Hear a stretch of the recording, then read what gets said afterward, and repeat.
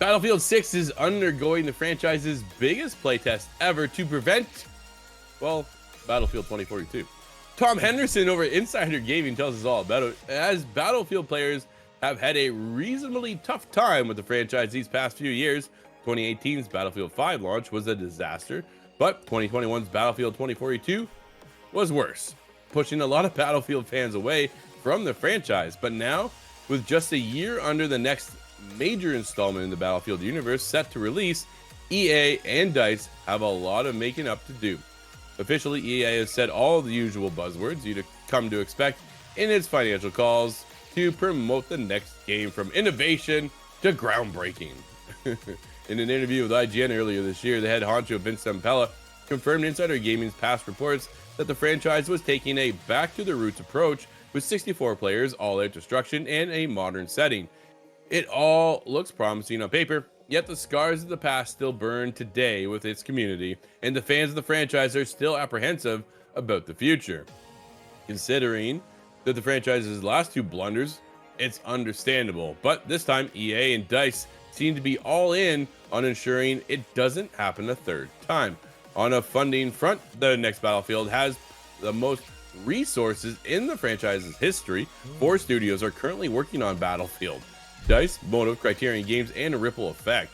More importantly, EA and its studios seem more interested in gaining player feedback this time round.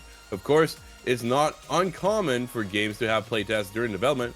Almost every game has them at one point or another, but this time around, things are a lot different. Sources say that the playtests with external players are happening much more frequently than in past installments, and the amount of data and feedback collected is the most the franchise has seen in its history. From small feedback sessions to large-scale player tests, Battlefield is now taking the much-needed player-first approach. This is an approach that we'll see continued to be played out coming in the start of the year, as it's understood that EA and its studios have been eyeing up the return of Battlefield community test environment.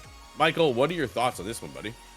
Oh man, I mean, it's finally, hopefully, EA learning their lesson, right? As you said, I mean, Battlefield 5, terrible. 2042, terrible. Battlefield 1, not a love game either. And honestly, thinking about it, maybe Battlefield is that game that maybe just needs to go the remaster route, right? Go back to Battlefield 3. Go back to maybe even Bad Company 2 that we haven't had in over a decade, right? That's when this was at its peak, right? Ever since then, Battlefield 4, okay. Boom, steep decline ever since. Maybe this is what EA needs. I'm not a big remaster guy, but it feels like every time they try and innovate and they go new, Battlefield tanks. Maybe they're the franchise here that needs to say, go back to what worked and just remaster and remake.